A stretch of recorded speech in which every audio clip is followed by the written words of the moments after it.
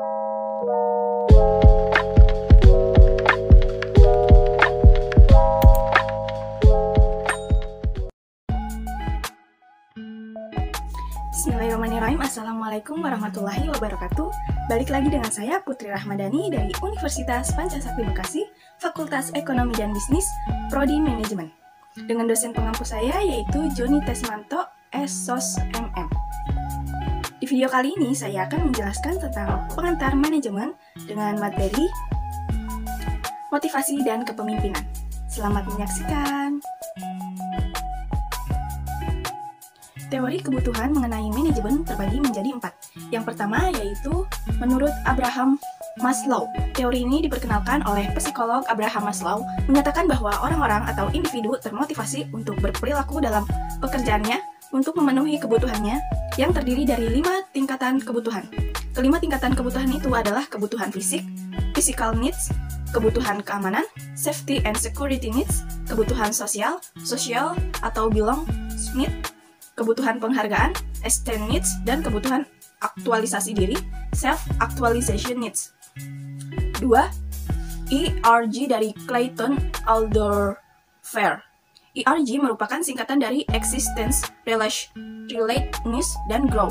Teori ini diperkenalkan oleh Clayton Alderfer. Pada dasarnya, Alderfer setuju dengan Maslow bahwa kebutuhan manusia atau individu yang mendorong seseorang untuk termotivasi dalam melakukan sesuatu bersifat hierarkis atau memiliki tingkatan. Namun, Alderfer memiliki setidaknya 2 perbedaan dibandingkan dengan Maslow. Perbedaan pertama adalah bahwa Alderfer hanya membagi tingkatan kebutuhan manusia menjadi kebutuhan existence atau kebutuhan mendasar manusia untuk bertahan hidup, seperti kebutuhan fisik dan keamanan diri.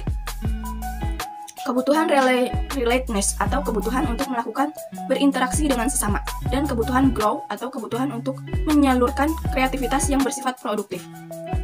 Perbedaan kedua adalah bahwa Alderfer cenderung berpandangan bahwa kebutuhan seseorang sekalipun bersifat hierarkis akan tetapi bersifat tidak tetap. Artinya, jika kebutuhan seseorang telah mencapai suatu kebutuhan relatedness setelah kebutuhannya ekstensisnya terpenuhi, maka ada kemungkinan bahwa seseorang tersebut akan membutuhkan kembali kebutuhan eksistensisnya. 3. Atkinson dan MC Clyde Atkinson menyatakan bahwa terdapat 3 jenis kebutuhan manusia mendorong seseorang untuk termotivasi dalam perilaku dan melakukan sesuatu. Ketiga kebutuhan tersebut adalah kebutuhan akan kekuasaan, needs for power atau NPOW, kebutuhan untuk melakukan interaksi secara sosial atau berafiliasi, needs for affiliation, NAF atau NAF, dan kebutuhan untuk meraih prestasi, needs for achievement atau NH. 4. Herzberg. Teori motivasi terakhir berdasarkan perspektif kebutuhan yang akan diperkenalkan dalam buku ini adalah teori 2 faktor dari Friedrich Herzberg. Teori ini dibangun Herzberg berdasarkan penelitian empirisnya. Hasil dari penelitiannya menunjukkan bahwa seseorang cenderung akan termotivasi atau tidak didorong oleh 2 jenis faktor yang terdapat dalam lingkungan pekerjaan. Kedua faktor tersebut adalah faktor yang mendorong kepada kepuasan dalam pekerjaan, satisfied atau motivating factor, serta faktor yang mendorong kepada ketidakpuasan dalam bekerja, dissatisfied atau hate factors. Peran motivasi dan kepemimpinan dalam organisasi dan manajemen. Motivasi dan kepemimpinan mempengaruhi manajemen, yaitu dengan cara memberikan pengaruh terhadap semua bawahan. Seorang pemimpin yang memiliki motivasi yang baik akan mempengaruhi bawahannya dan secara otomatis akan mempengaruhi manajemen. Karena seorang pemimpin memiliki wewenang dan tanggung jawab atas pencapaian. Untuk itu, pemimpin harus bisa memotivasi bawahannya agar tetap semangat dalam menjalankan tugasnya. Motivasi sangat penting dan berguna sebagai penggerakan usaha dalam mencapai tujuan, termasuk tujuan dari organisasi. Seseorang melakukan sesuatu usaha karena adanya dorongan atau motivasi untuk melakukan usaha tersebut. Pendekatan personal mengenai kepemimpinan. Pendekatan personal mencoba melihat pemimpin dari sisi personal atau karakteristik figur dari seseorang pemimpin. Untuk lebih memahami lebih jauh mengenai esensi dari pendekatan ini, maka pembahasan akan terbagi menjadi 2, yaitu mengenai pemimpin dan bukan pemimpin, serta pemimpin efektif dan pemimpin yang tidak efektif. Pemimpin dan bukan pemimpin. Berbagai pandangan dapat kita temukan ketika barangkali kita pernah mendengar bahwa pemimpin itu harus cerdas, pintar, bersifat terbuka, memiliki kepercayaan diri, dan lebih tinggi misalnya. Pandangan bahwa pemimpin harus cerdas, tinggi, bersifat terbuka, dan kenyataannya masih menimbulkan pro kontra, terlebih pada kenyataan bahwa banyak pemimpin yang tidak memiliki karakteristik tersebut. Namun, dia diakui sebagai pemimpin oleh masyarakat. Pemimpin efektif dan tidak efektif. Pendekatan ini mencoba melihat bahwa karakteristik pemimpin bukan sekedar dilihat dari sisi fisik saja, tetapi juga dari kemampuan untuk mencapai tujuan dari sebuah organisasi. Mereka yang mampu membawa anggotanya untuk bersama-sama mencapai tujuan dikatakan sebagai pemimpin yang efektif. Adapun sebaliknya, mereka yang tidak mampu mempengaruhi anggotanya untuk bersama-sama mencapai tujuan dikatakan sebagai pemimpin yang tidak efektif. Pendekatan perilaku mengenai kepemimpinan. Pendekatan perilaku lebih memfokuskan kepada tindakan yang dilakukan oleh pemimpin, seperti bagaimana mereka melakukan delegasi, bagaimana mereka berkomunikasi dengan orang-orang, serta bagaimana mereka memotivasi para pegawai, dan seterusnya. Perilaku tidak seperti faktor personal, dapat dipelajari sehingga mereka yang mendapatkan pendidikan atau pelatihan yang memadai mengenai kepemimpinan akan mampu menjadi pemimpin yang efektif. Para teoritis yang melakukan pendekatan perilaku mengenai pemimpin pada dasarnya memfokuskan pada dua aspek dari perilaku kepemimpinan, yaitu fungsi-fungsi kepemimpinan, leadership vocation, dan gaya kepemimpinan, leadership style.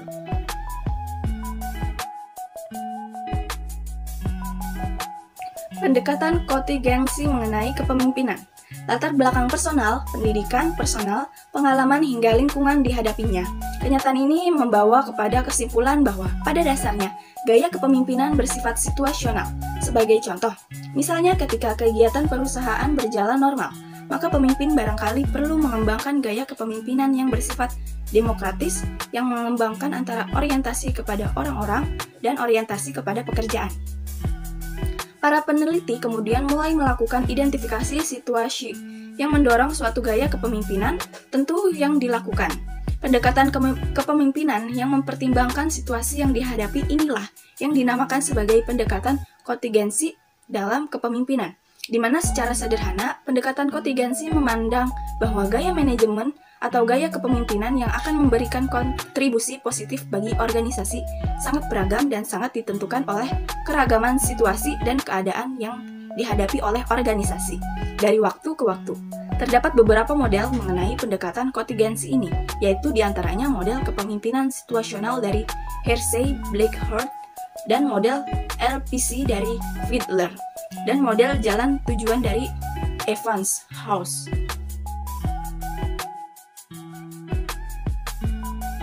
Perspektif kontemporer mengenai motivasi. Terdapat beberapa perspektif kontemporer dalam melihat bagaimana motivasi menjadi kekuatan pendorong bagi individu untuk berperilaku. Pertama, perspektif kebutuhan, needs perspektif. Kedua, perspektif keseimbangan dan keadilan, equity perspektif. Ketiga, perspektif pengharapan, expansi perspektif. Keempat, perspektif penguatan, reformance perspektif. Dan kelima, perspektif penyusunan tujuan, goal setting theory. Kepemimpinan karismatik. Karisma diri artinya suatu perilaku individu yang memberikan inspirasi, dukungan, dan penerimaan bagi bawahan. Kepemimpinan karismatik adalah kepemimpinan yang mengkonsumsikan bahwa karisma merupakan karakteristik individu yang dimiliki oleh seseorang pemimpin yang dapat membedakannya dengan pemimpin yang lain, terutama dalam hal implikasi terhadap inspirasi, penerimaan, dan dukungan para bawahan. Griffin menjelaskan bahwa paling tidak terdapat 3 hal elemen yang harus dimiliki oleh seorang pemimpin karismatik. Yang pertama, mampu menyusun visi bagi masa depan, mampu menetapkan harapan yang tinggi, serta mampu memberikan perilaku yang mendukung pencapaian harapan yang tinggi.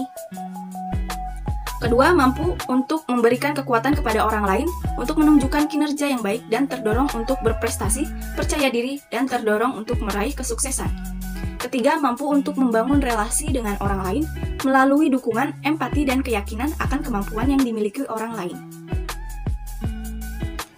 Manajemen perilaku politis. Apa yang harus dilakukan oleh para manajer ketika mereka dihadapkan pada perilaku yang dilakukan para anggotanya oleh sesama manajer? Paling tidak ada beberapa hal yang harus dilakukan oleh manajer, yaitu para manajer perlu menyadari bahwa sekalipun perilaku dan tindakannya tidak dimaksudkan untuk kepentingan politis, akan tetapi orang lain mungkin menafsirkan sebagai perilaku politis. Kedua, para manajer perlu memberikan kepercayaan terhadap bawahan berupa pendelegasian wewenang dan tanggung jawab, kesempatan dan juga umpan balik. Hal tersebut akan meminimumkan kecenderungan bawahan dalam melakukan tindakan politis. Semakin pemimpin tidak mempercayai bawahan, semakin bawahan akan berperilaku politis karena hubungan pemimpin dan bawahan tidak harmonis. Ketiga, para manajer perlu membiarkan diri dari penggunaan pendekatan kekuasaan dalam berbagai hal, sekiranya tidak ingin diperlakukan secara politis oleh orang lain. Keempat, para manajer perlu mempersiapkan diri untuk menyetujui berbagai hal yang diusulkan oleh bawahan, sehingga bawahan tidak akan mempergunakan tekad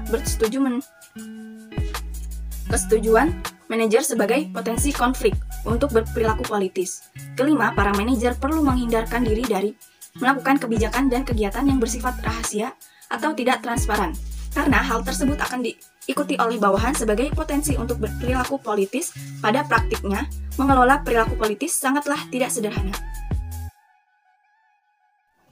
Kesimpulan, kepemimpinan dan motivasi merupakan dua hal yang berbeda, meski memiliki tautan dalam konteks kerja dan interaksi antar manusia dan organisasi.